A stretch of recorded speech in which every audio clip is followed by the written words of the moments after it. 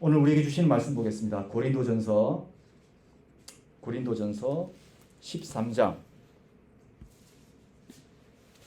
고린도전서 13장입니다. 고린도전서 13장 1절에서 3절의 말씀. 고린도전서 13장 1절에서 3절의 말씀. 우리 다 함께 말씀을 읽겠습니다. 시작. 내가 사람의 방언과 천사의 말을 할지라도 사랑이 없으면 소리나는 구리와 울리는 꽹과리가 되고, 내가 예언하는 능력이 있어 모든 비밀과 모든 지식을 알고 또 산을 옮길 만한 모든 믿음이 있을지라도 사랑이 없으면 내가 아무것도 아니요, 내가 내게 있는 모든 것으로 구제하고 또 내 몸을 불사르게 내줄지라도 사랑이 없으면 내게 아무 유익이 없느니라. 아멘. 우리 말씀을 위해서 다시 한번 기도하겠습니다.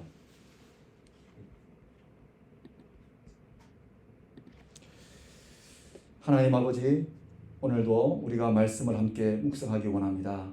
이 시간 우리 성령께서 우리를 말씀의 가운데로 인도하여 주셔서 하나님께서 저희들에게 주시고자 하는 그 음성을 들을 수 있는 시간 될 수 있도록 우리에게 은혜를 내리워 주십시오. 감사드리며 예수님의 이름으로 기도합니다. 아멘. 네, 신앙생활 사랑의 순례길이라는 제목으로 함께 말씀을 나누기를 원합니다. 신앙생활 사랑의 순례길이라는 제목으로 함께 말씀을 나누기 원합니다. 부모로부터 가정폭력의 희생양이 되고 방치되는 어린아이들과 관련된 사건들이 요즘 우리 한국 사회에 큰 이슈가 되고 있습니다. 한참 부모로부터 사랑을 받고 행복하게 돌봄을 받아야 할 시기에 폭력과 무책임한 방임 속에서 희생되고 있는 어린아이들, 그 아이들을 생각하면 저절로 탄식이 나옵니다. 그 와중에 우리의 마음을 너무도 아프게 하는 한 사건이 있었습니다. 생후 16개월 된 아기, 한참 이쁘고 밝게 부모의 사랑 속에 커야 될 아이, 그 아이가 부모의 폭력에 의해 희생된 것으로 의심이 가는 사건이었습니다.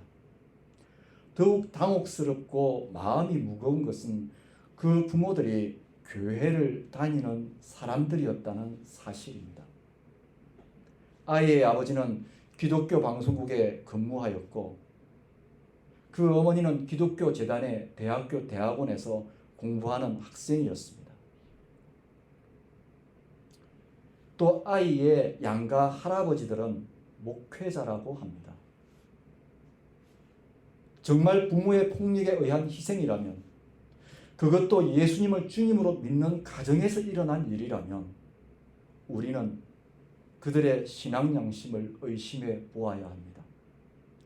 그들의 신앙이 진정 성경적인 신앙이었는지, 진실로 예수 그리스도를 구주요 주님으로 믿는 신앙인들이었는지에 대해 의심해 보아야 합니다.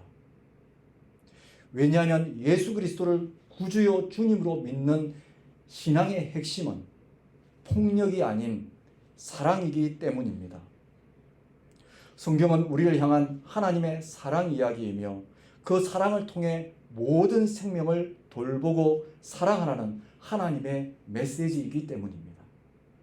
그 사랑을 실천해야 할 성도의 가정에서 이런 끔찍한 사건이 일어났다는 것, 그것도 부모와 자녀 사이에 일어났다는 것은 있어서도 안 되고 있을 수도 없는 비극입니다.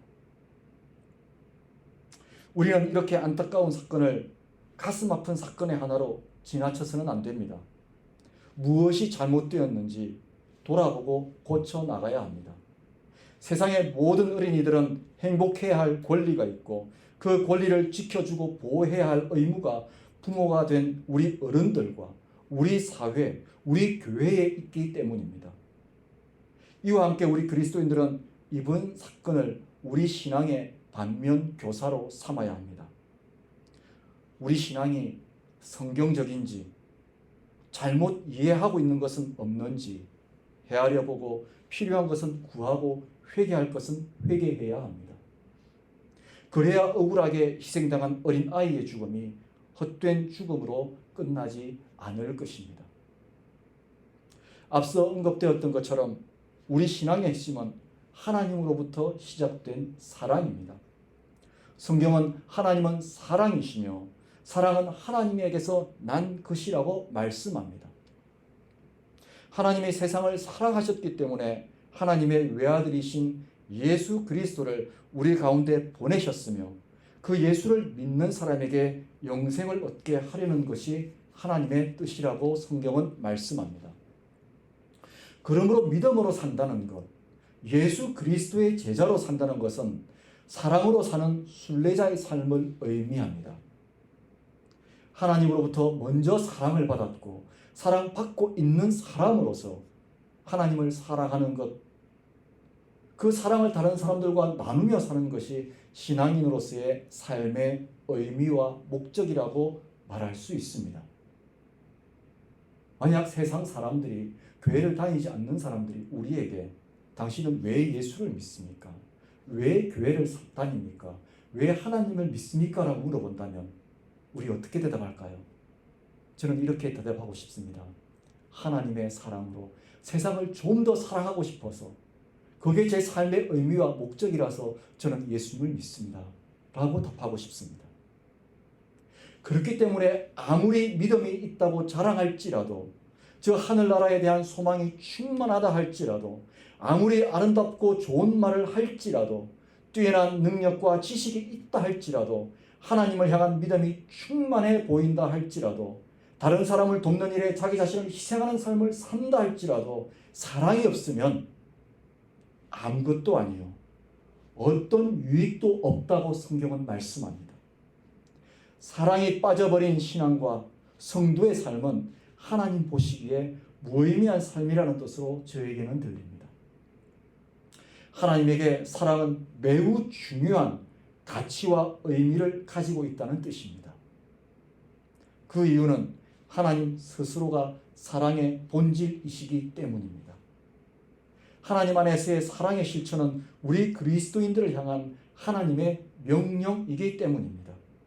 우리가 해도 되고 하지 않아도 되는 선택사항이 아닙니다. 우리가 자동차를 살 때는 옵션을 어떻게 합니까? 내가 넣고 싶은 것은 넣고 넣지 않고 싶은 것은 넣지 않습니다. 그런데 여러분, 자동차를 살 때 절대 뺄 수 없는 옵션이 있습니다. 옵션이 아니죠. 절대 있어야 되는 게 있습니다. 무엇입니까? 엔진이죠. 엔진이 있어야 차가 갑니다. 우리 신앙의 엔진은 무엇입니까? 하나님의 사랑입니다. 그 하나님의 사랑을 우리가 가지고 살아가는 것입니다. 예수 그리스도께서 우리에게 사랑하며 사는 삶이 가장 중요하고 먼저인 하나님의 명령이라고 마태복음 22장 34절 이하에서 말씀하셨습니다. 한 바리새파 율법 교사가 예수님께 묻습니다. 예수님, 율법 가운데 어느 계명이 가장 중요합니까? 예배입니까? 11조입니까? 헌신입니까? 무엇입니까? 예수님께서 그에게 가장 중요하고 으뜸이 되는 계명이 온 마음과 온 힘과 온 생명을 다해 하나님을 사랑하는 것이라고 말씀합니다. 그런데 이와 똑같이 지켜야 할 계명이 하나 더 있는데, 그 계명이 내 이웃을 내 몸과 같이 사랑하여라 라는 계명이라고 말씀합니다. 하나님 사랑, 이웃 사랑, 이 두 계명의 무게에 차이가 없다고 말씀합니다. 중함에 차이가 없다고 말씀합니다. 그것이 모든 율법과 예언서 성경의 본뜻이라고 말씀합니다. 그러므로 예수님을 따르는 사람들에게 하나님 사랑, 이웃 사랑은 삶과 신앙의 핵심입니다. 사랑하지 않는 것은 하나님에 대한 불순종의 죄가 되는 것입니다. 성경은 말씀합니다. 이러므로 하나님의 자녀들과 마귀의 자녀들이 드러나나니 무릇 의를 행하지 아니하는 자나 또는 그 형제를 사랑하지 아니하는 자는 그 형제를 사랑하지 아니하는 자는 하나님께 속하지 아니하니라. 사랑하지 아니하는 자는 하나님께 속하지 아니하니라. 사랑 없는 신앙은 존재하지 않는 신앙이라는 말씀입니다. 사랑이 없는 신앙은 무신앙이라는 것입니다. 불신앙이라는 말씀입니다. 사랑이 있는 신앙이 하나님께 속한 신앙이라는 말씀입니다. 그러므로 그리스도인이라 함은 적어도 우리가 그리스도인이라고 우리 자신을 규정한다면 우리는 사랑하는 사람들입니다. 우리 좌우 옆에 분하고 한번, 집에 계신 우리 성도님들, 온라인으로 예배드리는 우리 교우님들도 좌우 옆에 분하고 한번 인사 한번 해볼까요? 제가 알고 보면 사랑하는 사람입니다. 시작. 제가 알고 보면 사랑하는 사람입니다. 네. 요한 서신서에서 끊임없이 우리에게 권면하고 있는 것처럼 하나님은 사랑이시기에 우리가 서로 사랑하는 것은 당연한 것이고 그 사랑을 통해 우리는 하나님을 알아갈 수 있습니다. 하나님을 더 알고 싶으십니까? 하나님을 더 깊이 체험하고 싶으십니까? 사랑하십시오. 사랑하면 보입니다. 사랑하면 느껴집니다. 누가요? 하나님. 누구를요? 이웃을요. 내 가족을요. 그런데 지금까지 우리가 해왔던 사랑은 어떤 사랑이었습니까? 그리스도인으로서 우리는 어떻게 사랑을 정의해왔고 무엇으로부터 비롯된 사랑을 하였는지 다른 사람들을 판단하기에 앞서 우리 자신의 사랑을 냉철하게 점검해보는 시간을 꼭 가졌으면 좋겠습니다. 우리에게 하나님으로 말미암은 사랑이 있는지 그 사랑의 실천이 있었는지 우리 자신에게 묻고 답해 보았으면 좋겠습니다. 우리 교회에 묻고 답해 보았으면 좋겠습니다. 하나님으로부터 말미암은 사랑의 삶이 우리 자신과 가정과 우리 교회들 위해 충만하기를 간절히 기도합니다. 그렇다면 하나님을 사랑하는 것과 함께 우리가 사랑해야 할 이웃은 어떤 사람들이어야 할까요? 마태복음 5장 43절 이하의 말씀으로 예수님은 어떤 사람들을 사랑해야 하는지 가르쳐 주십니다. 좀 더 쉽게 번역된 새번역 성경으로 한번 읽어드리겠습니다. 내 이웃을 사랑하고 내 원수를 미워하여라 하고 말한 것을 너희는 들었다. 그러나 나는 너희에게 말한다. 너희 원수를 사랑하고 너희를 박해하는 사람을 위하여 기도하여라. 그래야만 너희가 하늘에 계신 너희 아버지의 자녀가 될 것이다. 아버지께서 악한 사람에게나 선한 사람에게나 똑같이 해를 떠오르게 하시고 의로운 사람에게나 불의한 사람에게나 똑같이 비를 내려주신다. 너희를 사랑하는 사람만 너희가 사랑하면 무슨 상을 받겠느냐? 세리도 이방 사람들도 그렇게 하지 않더냐? 너희가 너희 형제자매들에게만 인사를 하면서 지내면 남보다 나을 것이 무엇이냐? 그리스도인으로서 우리의 사랑이 다른 사람들보다 나은 점이 있다면 무엇입니까? 지금까지 우리의 사랑이 더 나았는지 우리 자신에게 또 한 번 묻고 답해 보기를 원합니다. 하나님은 모든 사람의 하나님이시기에 하나님의 사랑의 대상에는 차별이 없다고 말씀합니다. 그러므로 원수까지를 포함한 모든 사람을 사랑해야 옳은 신앙이라고, 바른 신앙이라고 예수님께서 가르쳐 주십니다. 상대가 어떤 사람인지는 중요하지 않습니다. 우리에게 중요한 것은 그 사람을 바라보는 나의 관점이 차별과 미움이 아닌 하나님의 사랑의 기초를 두어야 한다는 것입니다. 내 자식을 바라볼 때 성적으로 바라보는 것이 아니라, 내 남편을 바라볼 때 월급으로 바라보는 것이 아니라, 내 아내를 바라볼 때 이쁘장한 연예인의 관점으로 바라보는 것이 아니라 하나님의 관점으로 바라보고 있는가? 성경은 분명하게 하나님의 사랑의 기초에서 바라보라고 말씀하고 있습니다. 나의 이웃들, 나의 가족들, 나의 원수까지도 내 관점이 아니라 하나님의 관점, 그 하나님의 관점으로 바라보라고 말씀하고 있습니다.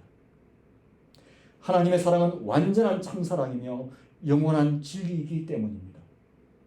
그러므로 우리에게 있어야 하고 실천해야 하는 사랑은 하나님의 차별 없는 거룩한 사랑입니다.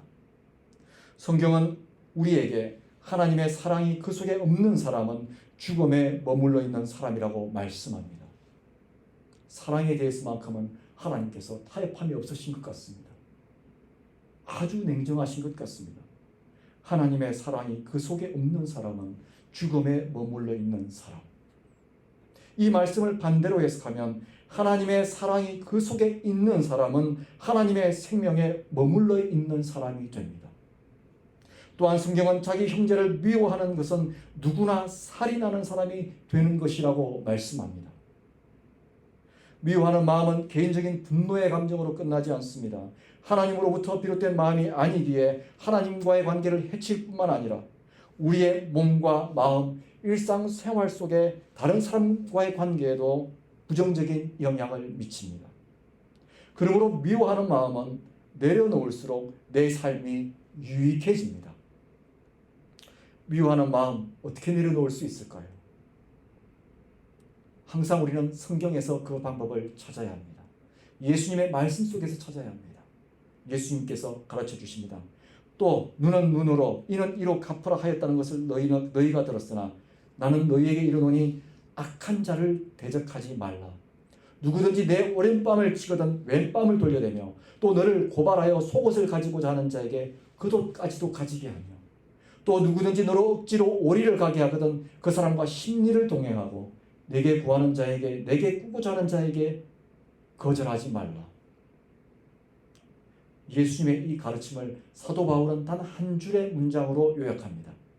악에게 지지 말고 선으로 악을 이기라. 악을 사랑으로 이기고 미움을 사랑으로 극복하라는 말씀입니다. 우리 옛말에 미워하면 뭘 더 준다고 그랬습니까? 떡을 더 준다고 그랬습니다. 우리 그리스도인은 미워할수록 사랑을 더 주고 기도를 더 주면 되는 것입니다. 이게 성경의 원리입니다. 미움을 사랑으로 어떻게 극복하는지에 대해 성경은 또 이렇게 말씀합니다. 사랑은 오래 참고 온유하며 시기하지 아니하며 자랑하지 아니하며 교만하지 아니하며 무례히 행하지 아니하며 자에게 유익을 구하지 아니하며 성내지 아니하며 악한 것을 생각하지 아니하며 불의를 기뻐하지 아니하며 진리와 함께 기뻐하고 모든 것을 참으며 믿으며 바라며 모든 것을 견디느니라.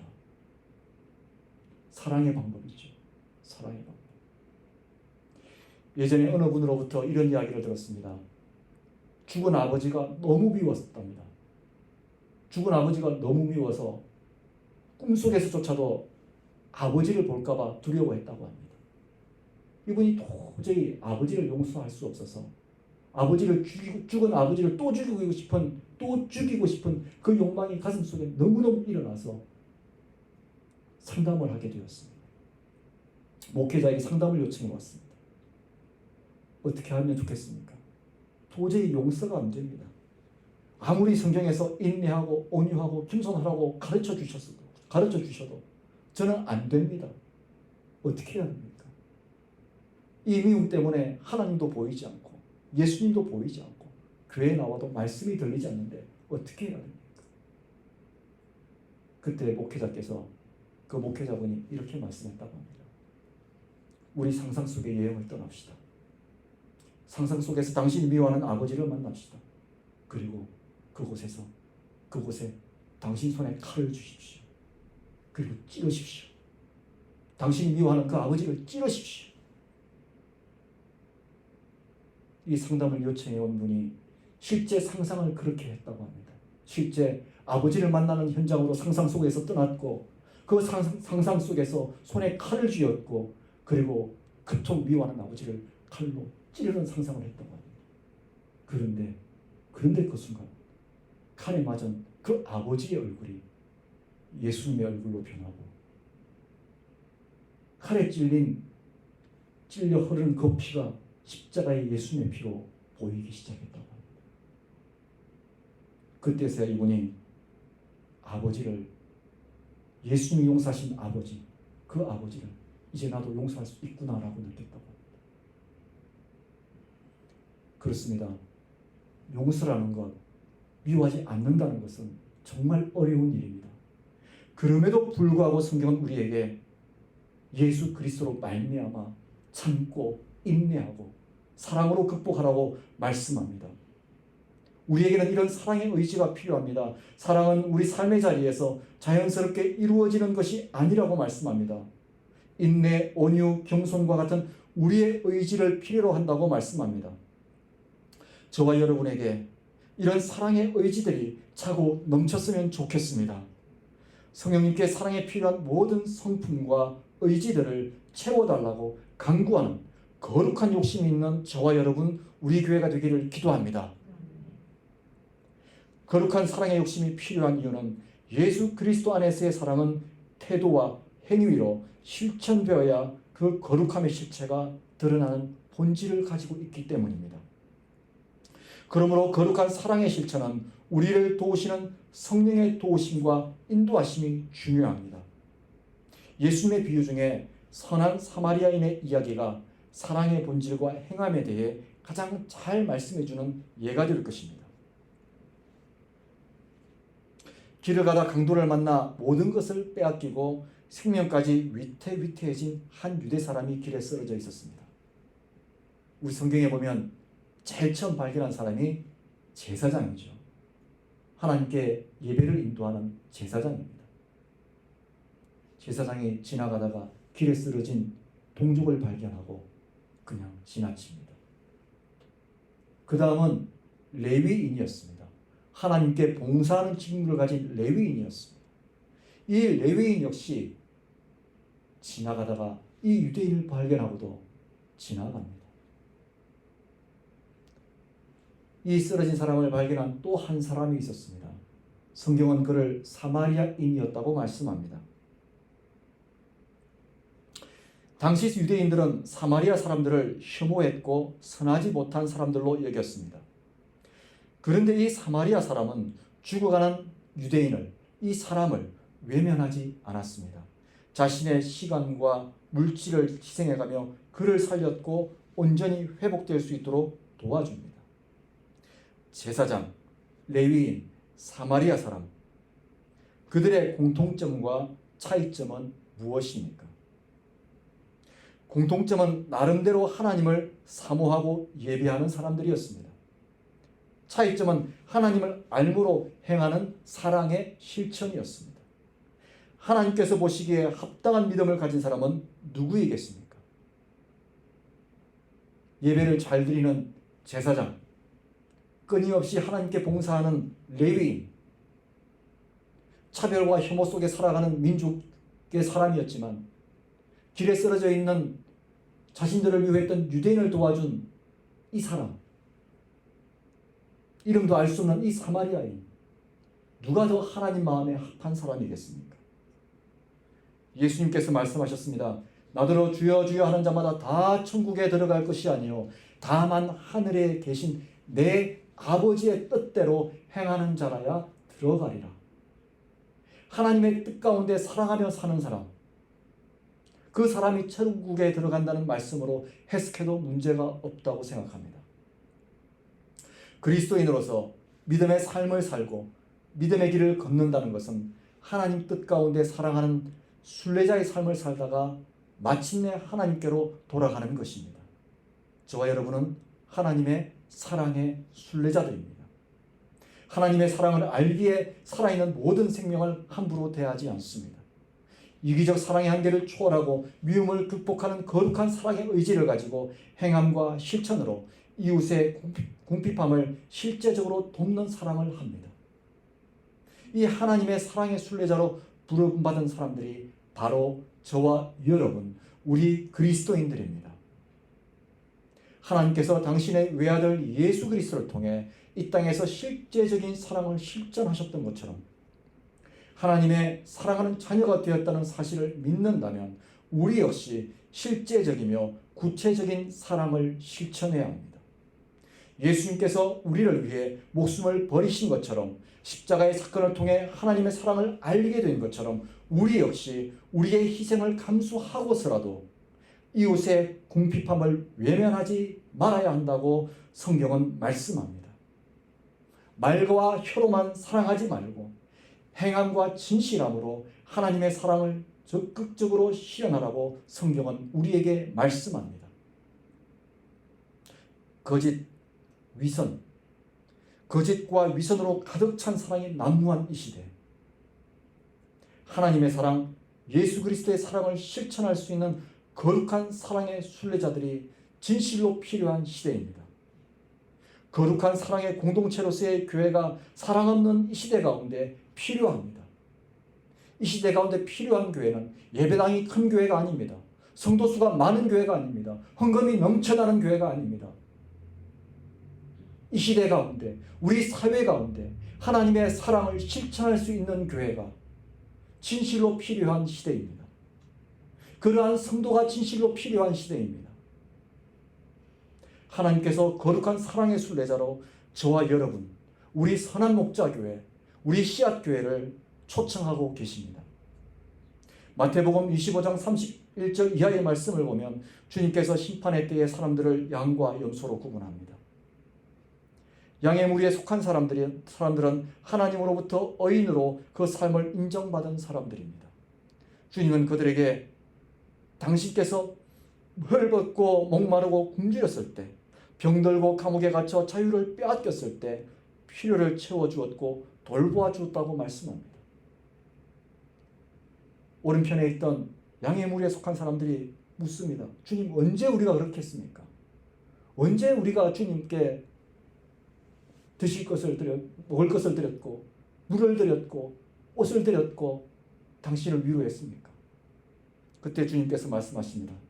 너희가 여기 내 형제 중에 지극히 작은 자 하나에게 한 것이 곧 내게 한 것이니라. 사랑하는 성도 여러분, 오늘 주신 말씀을 가지고 우리는 어떻게 살아야 할까요? 앞으로 우리 교회는 어떤 방향으로, 어떤 가치관을 가지고 이 지역 가운데 자리매김해야 할까요? 먼저는 언제 어디에서든 예배드림으로 하나님의 사랑을 표현하는 삶을 살아야 하겠습니다. 사랑하기 위해서 예배를 소홀히 해야 된다는 말씀은 아닙니다. 모든 사랑은 하나님을 경배하고 찬양하고 사랑하는 것으로부터 비롯되기에 우리에게 예배는 놓쳐서는 안 되는 중요한 삶의 핵심 요소 중에 하나입니다. 그리고 나서 하나님께서 우리 자신들에게 맡겨주신 가장 가까운 이웃, 하나님께서 돌보라고 맡겨주신 가족들부터 사랑이 듬뿍 담긴 가슴으로 사랑해야 합니다. 오늘날 우리는 가정 위기의 시대에 살고 있습니다. 이 가정의 위기는 우리의 상상과 우리의 이성을 초월해 너무나 끔찍한 일들로 변질되고 있습니다. 가정이. 우리 가정 사랑, 가족 사랑부터 회복해야 됩니다. 무엇으로요? 무엇으로 회복해야 됩니까? 하나님의 사랑으로, 하나님의 관점으로. 우리 선한 목자교회, 우리 씨앗교회의 모든 가정들마다 하나님의 사랑이 회복되기를 간절히 기도합니다. 실천해야 합니다. 우리 경상도 사람들 그런 것 있죠. 특히 우리 경상도 남자들 꼭 말을 해야 하나? 내가 네 사랑한다고 꼭 말을 해야 하나? 네, 말을 해야 합니다. 말을 해야 합니다. 오늘 예배를 드리는 우리 사랑하는 성도님들, 오늘 예배 후에 따뜻한 가슴으로 오랜만에 사랑하는 가족들, 사랑한다 말하며 꼭 한번 안아주십시오. 사랑하는 자녀들, 사랑하는 부모님들, 사랑하는 배우자들 꼭 한번 안아주십시오. 그리고 더욱더 좋은 것은 매일 안아주십시오. 그리고 서로의 필요를 돌보아 주십시오. 그리고 나서 또 우리는 소외된 이웃으로 오신 예수님이 내 주변에 계시지 않은지 잘 살펴보았으면 좋겠습니다. 지난주 주일날 예배드리고 나서 집에서 뉴스를 틀었는데 또 가슴 아픈 이야기가 있더라고요. 어린아이 하나가 거리를 헤매다가 어른들에게 발견되어서 경찰에 인도된 사건. 만약에 누군가가 그 아이를 발견하지 않았다면, 발견하고도 그냥 지나쳤다면 그 추운 겨울날 이 아이가 어떻게 되었을까요? 집에서 쫓겨나 방황하고 있는 어린아이 하나를 무심코 지나치지 않았던 선한 사람들의 모범, 그 모범을 기억했으면 좋겠습니다. 마지막으로 나와 우리 가정에게 허락된 범위 안에서 사랑이 필요한 이웃을 돕는 선한 일을 계획하고 구체적으로 실천하면 좋겠습니다. 혼자 하기 힘들다면 우리 성도들이 함께 머리를 맞대고 또 교회가 함께 힘을 보태어 구체적인 사랑의 실천 운동을 했으면 좋겠습니다. 신앙생활에 있어서 예배와 기도, 헌신 중요합니다. 이와 함께 하나님의 뜻대로 사랑하는 삶을 통해 하나님 사랑을 증명해 보이는 삶의 실천은 더더욱 중요합니다. 신앙생활은 하나님의 사랑 안에서 예수 그리스도의 이름으로 성령님과 함께하는 사랑의 순례길이며 저와 여러분은 하나님께 부름받은 사랑의 순례자들입니다. 이 사실을 기억하고 사랑의 순례자답게 거룩한 사랑을 실천하는 저와 여러분이 되시기를 간절히 기도합니다. 기도하겠습니다.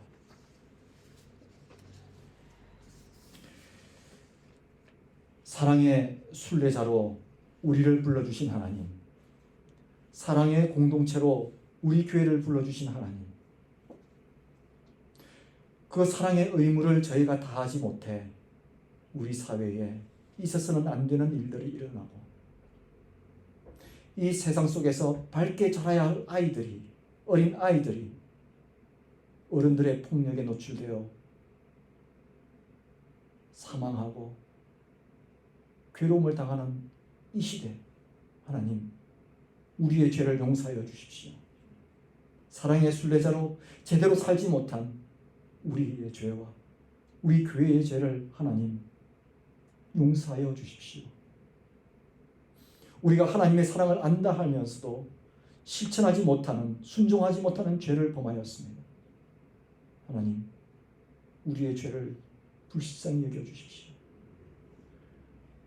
예수 그리스도의 피값으로 하나님의 사랑을 받은 저희가 이제는 하나님의 사랑으로 실천하며 살기를 원합니다. 이 땅에 소외되고 이 땅에서 눈물을 흘리며 고통받는 이들을 위해서 사랑하며 사는 사랑의 순례자들로 살기 원하오니 우리를 인도하여 주시고 우리 교회가 그러한 사명을 감당할 수 있도록 하나님 인도하여 주시옵소서. 그러므로 말미암아 우리를 바라볼 때 하나님의 선함이 드러나게 하시고 그 선함으로 인하여 사람들이 하나님께 영광을 돌리는 놀라운 일들이 우리를 통해 일어나게 하여 주십시오. 감사드리며 예수님의 이름으로 기도합니다. 아멘.